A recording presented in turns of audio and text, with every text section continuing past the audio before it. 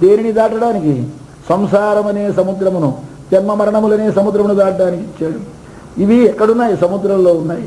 ఏ సముద్రంలో వధించాలి?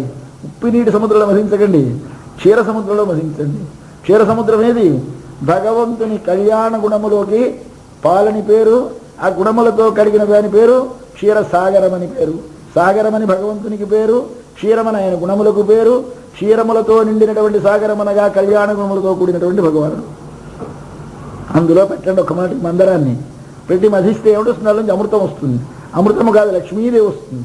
ఆ లక్ష్మీదేవి కోసం ఆయన మధింపజేశాడు. ఆయన ఎంత మోసం! ఆయన భార్య కావాలి. వీళ్ళు మధిస్తే కానీ లోపల నుంచి ఆవిడ బయటికి రాదు. అందరినీ సాధనంగా పెట్టుకున్నాడు, మధించండియా మధించండియా, మీకు అమృతం వస్తుంది, మీకు అమృతం వస్తుంది. కానీ నాకు లక్ష్మి వస్తుందని చెప్పలేదు ఎవరితోటిని. కానీ ఆయనకి లక్ష్మి వచ్చింది చివరికి. అంటే వంగక్కడయిందా మాధవనై సముద్రాన్ని మధిస్తే ఆయన మాధవుడైనాడు.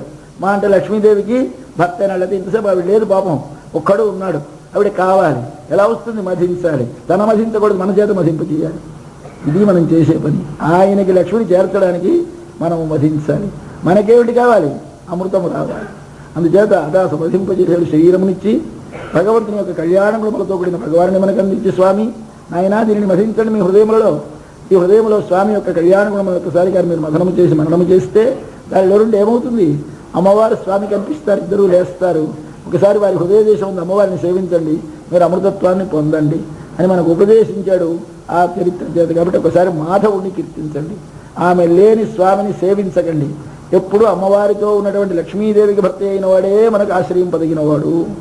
రెండోది, మధిస్తున్నాడు స్వామి, సౌందర్యం లేని వాడిని సేవించకండి. మంచి ఐశ్వర్యం ఉన్నవాడిని, అందమైన వాడిని ఆరాధించండి. ఐశ్వర్యం ఉన్నవాడు ఎవడు లక్ష్మీపతి అయితే వాడు. ఎవడికి డబ్బు ఉంటే వాడండి గొప్పవాడు. ఇక్కడ ఎవడు గొప్పవాడు? లక్ష్మి ఎవడుకుంటే వాడు. ఎవడికింది లక్ష్మి? మనవాడికే ఉంది. కాబట్టి ఈయన మాధవుడు. అందం ఉండాలండి. కేవలంగా అందులోనే ఎవడో కురూపి దగ్గరికి వెళ్ళి యాచించకండి. ఆయనకి ఏముండాలి? కేశవుడు. అంత సుందరమైన కేశములు, ప్రశస్తమైన కేశములు. ఆ చూస్తే వ్యామోహపడిపోతాం. కేశములు ఎందుకంటే సముద్ర పథనంలో పెద్ద దునపాలు చూస్తండి స్వామిని.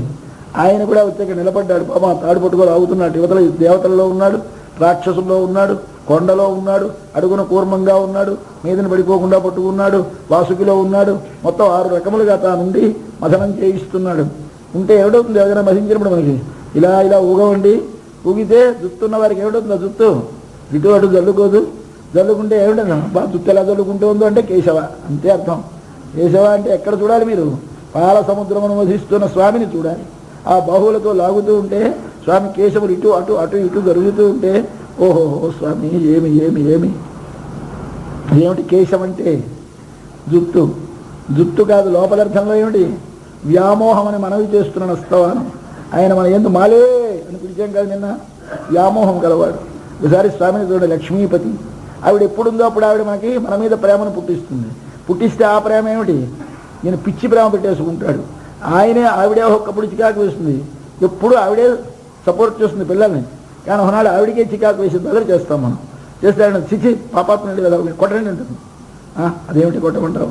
వీడా అబ్బే ఎప్పుడే అలాంటి పని చేయడే అంటాట ఆయన శిక్షిస్తానన్నా వద్దనే అంతటి ప్రేమ కలిగిస్తుందట తల్లి మనకి. కాబట్టి ఆవిడే ఒకవేళ శిక్షించండి అన్నా వద్దని వారిస్తుందిట. అటువంటి స్వామి ఆయన. కాబట్టి మాధవనై కేశవనై, కేశవనగా వ్యామోహము, కేశవనగా కేసి అనే రాక్షసుని చంపినవాడు, కా అంటే బ్రహ్మకు, ఈశ్వరుని అవా రక్షించినవాడు, కాబట్టి సకల జగత్తుకి కారణమైనవాడు, సకల జగత్తుకి మూలభూతమైనటువంటి తాను, తన నుండి వెలికి వచ్చినటువంటి బ్రహ్మను, బ్రహ్మ నుండి వచ్చినటువంటి ఈశ్వరుణ్ణి, వారిద్దరికి ఆపదలు కలిగినప్పుడు రక్షించినవాడు. ఆయన మన ఆపదలు వస్తే కాపాడుడా. కాబట్టి ఆయన కీర్తింతాం మనం. మాధవనై కేశవనై. ఎలాంటి పిల్లలు వెళ్ళారు? శంగన్ తిరుముఖత్తు వెళ్ళారు. శేషయార్ షన్ను గ్రహించి. మొదటి పాసరంలో ఆభరణాలు ఉన్నాయి, నేరు షయ్యర్. ఇవాళ పాసరంలో మళ్ళీ శేష షయ్యర్. ఇవాళ వెళ్ళారు మళ్ళీ మంచి దివ్యమైన ఆభరణాలు. అవాళ మంచి అందమైన ఆభరణాలు. ఆభరణాలు ధరించి వ్రతం చేయండి. ఆభరణాలు లేకుండా వ్రతం చేయకూడదు. ఎక్కడొస్తుంది పేదవాళ్ళం మనం? ఈ బయటి నగలు కాదు, శరీరానికి అలంకారం తెచ్చే బయటి నగలు, లోపల అలంకారం తెచ్చేవి కావాలి. ఆత్మ కూడా మనం సంపాదించుకున్నవారై వీళ్ళు గోపికలందరూ వెళ్ళి శండ్రు చేరి ఎక్కడికి? ఆయన ఉన్న చోటికి వెళ్ళాలి. ఎక్కడున్నాడు ఆయన? పరమపదం వెళ్ళగలమా? వెళ్ళలేము. పాల సముద్రం వెళ్ళలేము. లోపలికి వెళ్ళలేము. మరి ఎక్కడికి వెళ్తారు? నీకు ఎదురుగా విగ్రహం లేదయ్యా, వెళ్ళు. ఆలయంలోకి వెళ్ళు. నీ ఎదురుగా పెట్టుకున్న అర్చామూర్తి దగ్గరికి వెళ్ళు. ఒకసారి వెళ్ళి వంగి నమస్కారం చేయి. బయలుదేరే ముందు ఒక్కసారి ఎప్పుడైనా దేవుడి దగ్గర దండం పెట్టి బయలుదేరండి. మళ్ళీ తిరిగి రాగానే స్వామి 10 రంగా వచ్చేసానని నేను చెప్పండి. ఇంట్లో నుంచి బయలుదేరేప్పుడు అమ్మా వెళ్ళొస్తా, మళ్ళీ అటు చేసినప్పుడు అమ్మా వచ్చేసాను అనవండి. తల్లికి ఇది అలవాటు చేసుకోండి. ఈ అమ్మతో కాదు, ఆ లోపలికి వెళ్ళి స్వామితో చెప్పండి. ఇప్పుడు శండ్రు ఇరైంది, శండ్రు స్వామిని చేరి ఇరైంది ఒకసారి నమస్కరించి సేవించి స్తోత్రం చేసి అంగపరగొండవార్తై అప్పుడంటే ఎప్పుడు అంగు ఇప్పుడు ద్వాపర యుగంలో శ్రీవిల్లిపుత్తూరులో ఆండాలు పొందినటువంటి ఆ పరై అనేటువంటి దాన్ని పుత్తూరుటువంటి అత్తై అంటే ప్రకారాన్ని పరగొండవార్తై అణిపుదువై పైంగమల తండరియల్ పట్టర్ బిరాన్ కోదై. ఈవిడ మన ఆండాలు ఎంత పేరు పెట్టారో చూడండి ఆవిడికి. ఆవిడ పేరు గోదై. గోదై అంటే గోదాదేవి. అయితే గోదాదేవిని చెప్పినప్పుడు గోదాదేవిని మాత్రం చెప్పకండి, భట్టనాథుల వారి గోదాదేవి అని తండ్రి పేరు చెప్పాలి. పట్టర్ బిరాన్ అంటారు ఆయన్ని. వారి నాన్న భగవాన్ వారి అమ్మాయి అండి అనాలి. కానీ ఈ అమ్మాయి అంటే అందం కోసం చెప్పినట్టు కాదు. ఆమె యోగ్యత చెప్పాలి. తండ్రి పేరు చెప్తే యోగ్యత మనకి తెలుస్తుంది. ఎలాంటి వారి బిడ్డ పట్టర్ బిరాన్, విష్ణు చిత్తుల వారి కుమార్తె. విష్ణు చిత్తుల వారు ఎలాంటి వారు? భగవంతుడు కనిపిస్తే అందరూ కనిపించని కోరి కనిపించాలని ప్రార్థించే స్వామి తన ఎదుటికే తానై వస్తే వద్దు స్వామి వెళ్ళిపో అంటాడు. ఏమిటండి విచిత్రం? అందరూ కావాలంటారా? ఆయన వద్దాడా? స్వామి పాపాత్మలం, ఈ పాపపు కళ్ళతో నిన్ను చూస్తే నీవు కందిపోతావు, నీ అందము చెడిపోతుంది, నీ బహుయుగులకి మంగళము, నీ శంఖచక్రములకు మంగళము, నీ వక్షస్థల లక్ష్మీదేవికి మంగళము, నీ పాదముల కింద నా ఎర్రదనమునకు మంగళము. ఓహో ఏమి బెంగ పెట్టుకున్నాడు. ఇటువంటి బెంగ కలిగిన తండ్రికి దొరికిన బిడ్డ, పెంచిన బిడ్డ. ఈవిడికి ఎంత బెంగ! ఎప్పుడో బలిచక్రవర్తి దగ్గరికి వెళ్ళి పాదంతో కలిస్తే అయ్యో ఎంత కందిపోయిందో పాపం, ఇవాళ మంగళం. ఎప్పుడో శకటాసురుని తంతే ఇవాళ మంగళం. ఏమిటండి? అప్పటిదానికి అప్పుడు మంగళం పాడాడు పెరిగాడు గారు. కాదండి, ఎప్పటిదానికో ఇప్పుడు మంగళం పాడింది మన ఆండాలు. తండ్రిని మించిన కూతురు కాదు. కాబట్టి ఆవిడ ఎలాంటిదిట? ఆ భట్టర్ బిరాన్ కోదై. ఎక్కడ భట్టర్ బిరాన్ ఎక్కడుండేవారు అంటే పుదువై కోన్ భట్టర్ బిరాన్. పుదువై అంటే కొత్త ఊరు. అంతా పాత ఊరు వదిలేసి కొత్త ఊరికి మారిపోతుంటారు చూడండి. అలాగే అప్పుడు ఒక ఊరు ఉండేదిట. ఆ ఊరు మార్చేసి మరో ఊరికి వచ్చారు. దాని పేరు శ్రీ విల్లి పుదు ఊరు. శ్రీ విల్లి పుత్తు ఊరు. పుదు అంటే కొత్త ఊరు, కొత్త ఊరు. ఎవడు కట్టాడు ఈ ఊరిని? విల్లి అంటే ఒక ధనుస్సు కలవాడు కట్టాడు. ఒక ధనుర్ధరుడు, ఒక వేటగాడు. ఆయన నిర్మింపజేసినటువంటి ఒక ఊరు కనుక దానికి పేరు శ్రీ విల్లి పుత్తూరు అని పేరు. కాబట్టి ఆ పట్టణంలో పుదూరు, ఆ పుత్తూరులో ఉన్నటువంటి విష్ణు చిత్తుల వారికి ఎలాంటి వారు? ఆయన మెడలో ఇప్పుడు తామర పూల మాలలు వేసుకునేవాడు. తన్ చల్లనైనటువంటి తెరియల్ అంటే తామర పూసలు ధరించిన వాట. తామర పువ్వుకి పూస ఏమిటి? విత్తనం. అదే మళ్ళీ కింద పడితే మళ్ళీ పుడుతుంది. కాబట్టి ఏది విత్తనం అయితే ఆ విత్తనం నుంచి మొక్క వస్తుంది. తామర పువ్వు వేస్తే, తామర గింజ వేస్తే తామర మొక్క వస్తుంది. అలాగే ఆయనకి ఏమిటి మనస్సులో ఎప్పుడు? విష్ణువు చిత్తమందు ఉన్నవాడు. ఆ విష్ణువు యొక్క చిత్తమందు ఉన్నాడని తెలియడానికి సకల జగత్తుకి బీజమైనటువంటి వాడు ఆయన కనుక తులసి పూసలు, తామర పూసలు ధరించడం అంటే భగవంతుని హృదయంలో ధరించడం. అంటే భగవంతుని హృదయంలో ధరించడం ఎలాగవుతుందండి? భగవంతుడు బీజము. తులసి మొక్క పాటేస్తే మళ్ళీ పుట్టేస్తుంది. తామర విత్తనము పాటేస్తే మళ్ళీ పుట్టేస్తుంది. కాబట్టి దానికి ఏమిటది? దానికి కాండమే బీజం, దీనికి ఒక విత్తనము బీజము. ఇవి మనం తులసి కోసి ఉండల్లా చేసి మెడలో వేసుకుంటాం. తామర పువ్వులో వచ్చినటువంటి పూసలు తీసి మెడలో వేసుకుంటాం. అది హృదయంలో ధరించాలి. ధరించాలి? భగవానుని హృదయంలో ధరించాలి. భగవానుని హృదయం ధరించడం అంటే ఏమిటి అర్థం? తులసి పూసలు వేసుకోవడం, తామర పూసలు వేసుకోవడం అంతేనా? కాదు. సర్వజగత్తుకి కారణమైన వారిని సంతతము మనసులో నిలుపుకుంటా. నీవెవరిని ధ్యానం చేయాలి? కారణంతో ధ్యేయ. ఆ కారణతత్వాన్ని ధ్యానం చేయాలి. దాన్ని ధ్యానం చేస్తుంటే నీ మెడలో తులసి పూసలు వేసుకున్నట్టు లెక్క. మెడలో తులసి పూసలు స్మరించేది లోకం. అది కాదండి. ఈ ఊరికే బాహ్యంగా నా హృదయంలో భగవంతుని గురించిన స్మరణ సాగుతోందని తెలియజేయడానికి తులసి పూసలు, తామర పూసలు అవి ఎలాగుంటాయి? చల్లగా ఉంటాయట. అంటే చల్లనైనటువంటి తెరియల్ తామర పూసలు ధరించినటువంటి తందెరియల్ పట్టర్ బిరాన్ కోదై సొన్న. అటువంటి స్వామి ఆండాల తల్లి చెప్పినటువంటి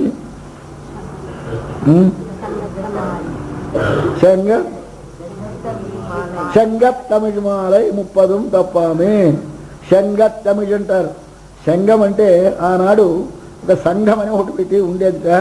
ఆ సంఘం అంటే దాని సంఘ పలక అని ఒక పలక.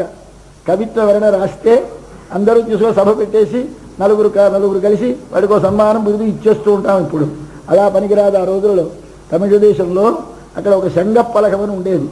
ఆ పలకం మీద పెట్టాలి కవిత్వం పట్టుకెళ్ళి. అది కానీ మంచి కవిత్వం కాకపోతే టుప్పని ఎగరగొట్టేసి సముద్రంలో పారేసేది. ఏది మంచి కవిత్వం అయితే అది పలకం మీద నిలబడేది. అట్లా నిలబడిన కవిత్వాన్ని సంగత్తమిళ్ అంటారు వాళ్ళు. అలాంటి సంగత్తమిళిలో రాసినటువంటి పరీక్షకు నెగ్గినటువంటి స్థిరముగా నిలిచినటువంటి తమిళ. కాక సంఘం అంటే సంఘం అని కూడా అర్థంట. మనమందరము సంఘముగా చేరి గోష్ఠిగా చేరి అనుభవించదగినటువంటి ఈ మాల ఉందే, ఈ కోదా చెప్పినటువంటి మాల, దీని 30 తప్పామే. ఒక పాశురం వదిలేయండి, 30 పాశురములు తప్పకుండా. ఇంగు ఎక్కడికో వెళ్ళక్కర్లేదండి. అంగు వాళ్ళు పొందారు పరై. ఇంగు ఇప్పుడు మీరేమి చేయాలి? ఈ పరిసు ఉరైపార్, ఈ విధముగా ఉరైపార్ అధ్యయనం చేసినటువంటి వారికి పరిసు ఉరైపార్ మీరు అధ్యయనం చేసరికి ఎవడొస్తాడు? ఈరిరండు మాల్ వరై తోల్. ఈరిరండు, ఇరండు అంటే 2, ఈరిరండు 2 రెళ్ళు ఏమిటి 4 ఏమిటి ఆయన కొండల లాంటి కొండ పర్వత శిఖరాలు లాంటి బాహువులు. పర్వత శిఖరాలు ఎందుకు? మనం ఇది సహితే స్వామి భుజాలం తీసి పొంగిపోతాయి. స్వామి జాగ్రత్త సుమా, అమ్మవారి పాశురాలు చదువుతున్నాం అని ముందు చెప్పండి. చెప్పకపోతే ఆయన భుజాలు పొంగిపోతాయి. కాబట్టి రంగనాథుడికి అమ్మవారి దగ్గర స్తోత్రం చేస్తూ, అమ్మవారి మీద స్తోత్రం చేస్తూ రంగనాథుడితో భట్టరవారు, స్వామి కొంచెం కంచుకాలు నీ చొక్కాలు 100 కుట్టించుకోవయ్యా. ఎందుచేత అంటే ఒక్కొక్క శ్లోకానికి ఒక్కొక్క శ్లోకా చిరిగిపోతుంది. పట్టణ ఇంకా శరీరం పెరిగిపోతూ ఉంటుంది. అమ్మవారిని పొగుడుతూ ఉంటే అవి ప్రీతిపోతే మళ్ళీ కొత్తది వేసుకుంటూ ఉండదు, చిరిగిపోతే పారేస్తాం. అలాగే స్వామి జాగ్రత్త, స్ఫుటతో భుజయో కంచుక శతం, నీ భుజాలకి 100 కంచుకాలు బ్రద్దలైపోవుగాక మేము చెప్తాం. అలాంటి శ్లోకాలని అమ్మవారిని స్తోత్రం చేశారు. అలాగే మన ఆండాళ్ళ తల మీద స్వామికి ఉన్న ప్రేమ ఎలాంటిదంటే, ఆమె పాడిన పాట మనము పాడితే ఆయన భుజములు ఉబ్బిపోయిన భుజముల చేత ఆయన యొక్క కంచుకములు బదులైపోతాయి. కాబట్టి మాల్వరై తోడు ఆయన వస్తాడు. ఏమిస్తాడు నీకు? శంగన్ తిరుముఖత్తు చల్వ తిరుమాల, శంకన్ తిరుముఖం. సరే ముఖం చూడండి స్వామి ఎలా ఉందో, పాసురాలు చదువుతూ ఉంటే ఆయన భుజాలు చూడండి. ఆ భుజాలే మనకి పురుషార్థాలను ఇచ్చేవి. ఆయన నేత్రములు చూడండి ఒకసారి. శంకన్ ఎర్రని నేత్రములు. ఆ ఎర్రని నేత్రములు ఏమిటి? వాత్సల్యము ఎక్కువగా ఉంటే బిడ్డడికి బాగా సుస్థి చేస్తే రాత్రి తెల్లవారులు మేరుకుని పక్కన కూర్చుంటే వాడు తిండి తిన్నడో పడిపోతాడో అపస్మారం వస్తుందో అని బెంగతో ప్రక్కన కూర్చున్న తల్లి వాడికి సుస్థి తగ్గేసరికి కళ్ళెర్రగా అయిపోయినట్టుగా ఎన్నాళ్ళ నుంచో మనం అవిద్య అనేటువంటి జబ్బుతోటి మంచం పెట్టేసి ఆహారం రుచించక భగవద్వైముఖ్యం కలిగి చెడిపోతూ ఉంటే మన పక్కన కూర్చున్నాడు నా తండ్రి. ఇలా కూర్చొని ఎప్పటికైనా వీడు అమ్మ ఆకలి అంటాడా అని చూస్తున్నాడు స్వామి. ఇవాళకి అన్నాం కాబట్టి ఏమంటాడు? అరుళ్ళు ఎన్ని మాట్లాడినామండి, కృపా కృపా కృప అన్నాం కదా. పొంగిపోతున్నాడు స్వామి కనుక ఎర్రగా నేత్రాలు ఉన్నాయట. కాదు, శంకన్ అంటే ఆయనే స్వామి. బాగా ఐశ్వర్యం ఉన్నవాడికి ఎలా ఉంటాయి? కళ్ళు జేవురించుకొని ఉంటాయి. కాబట్టి ఆయన ఐశ్వర్యం గలవాడంటే సర్వేశ్వరుడు ఆయన, వాత్సల్య పరిపూర్ణుడు ఆయన. అటువంటి శంకన్ తిరుమాల్ అయితే ఆయనకు ఉంటే మాత్రం మనకి ఇస్తాడండి. మన పక్కన ఉంది మన అమ్మ వెంగబెట్టుకో తిరుమాల్, తిరు లక్ష్మీదేవికి, మాల్ వల్లభుడు లక్ష్మీదేవి వల్ల మాలిన అమోహం ఆయనకి. ఈవిడిలా కాస్త మొహం ముడుచుకుంటే గాబరా పడిపోతాడు. ఏం అలా ఉన్నావు, వాడికి అది ఇవ్వాలా? ఇచ్చేదని దానికి పెద్ద ప్రశ్న ఏమిటి అంటాడు ఈయన. ఆవిడికి ఇవ్వాలనుంది మనసులో చెప్పక్కర్లేదండి. ఈయన కనిపెడతాడు ఎవరికి ఇవ్వాలని, ఇవాళ మొహం ముడుచుకోందో అని. కాబట్టి కాస్త జాగ్రత్తగా మన అమ్మవారిని కానీ ఆశ్రయిస్తే మనకి ఏ కోరిక కావస్తే ఆ కోరిక వస్తుంది కనుక ఆయన భయపడకండి. తిరుమలాల్ ఏమిటి ఇప్పుడు ఇక్కడ ఇస్తారా కదా? ఎంగు నీకేం ప్రశ్న లేదు. ఆయన ఇచ్చేటప్పుడు ఇక్కడే ఏమిటి ప్రారంభం? అన్ని లోకాలకి అధిపతి ఆయన. కాబట్టి నీకు పరమపదం కావాలా? అక్కడ చేయిస్తాడు. స్వర్గం కావాలా? అక్కడ చేయిస్తాడు. ఈ లోకంలో ఐశ్వర్యం కావాలా? ఇస్తాడు. జన్మరాహిత్యం కావాలా? ఇస్తాడు. అంటే నీకు ఏది కావాలి? ఏంగం తిరు అరుళ్ పెట్టు. కావలసింది ఏమిటి కావాలి నీకు? భగవత్ కృప కావాలి. కాబట్టి స్వామి ఆ భగవాన్ యొక్క కృపని పొంది మనమందరము ఎంగం తిరువరుళ్ళు పెట్టు. ఆయన కృప పొందితే ఏమిటి వచ్చేసింది వెంటనే? ఇంబంటే ఆనందమును ఉరువర్ పొందుదురు అని మనకి ఇవాళ ఫలశ్రుతి చెప్పి నిన్నటి పాశనం అంటే 29వ పాశురంతో వ్రతం సమాప్తం చేసి, తల్లి ఆమె చేసిన వ్రతాన్ని మనం ఆచరించలేకపోయినా ఆ పాశురములను వీటిని అన్నిటినీ అధ్యయనం చేస్తే మనకు వస్తుంది. ఒకవేళ మేము అన్ని చదవలేమండి, కానీ ఇంపార్టెంట్ పాశురం ఒకటి చెప్పండి అంటారు. మళ్ళీ మనకి చిక్కుంది కాదు. దీనికోసం మన పెద్దలు ఏం చెప్పారంటే 28 పాశురాల కంటే 29, 30 పాశురాలు రోజు స్వామి దగ్గర చదువుకోండి.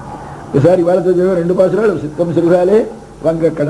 ఈ 2 పాశురాలు చదివితే ఆ సిద్ధం సిరుగాలే చదివేసరికి స్వామికి తెలిసిపోతుంది మనం ఫలాని వాళ్ళకి చెందిన వాళ్ళమని. తెలిసిపోయేసరికల్లా ఆమె పాడిన పాటలు పాడుతున్నారు కానీ ఇచ్చేద్దాం అనుకుంటాడు. నిజాత స్వామికి మనం 2 పాటలైనా అథమం రోజు 30 పాటలు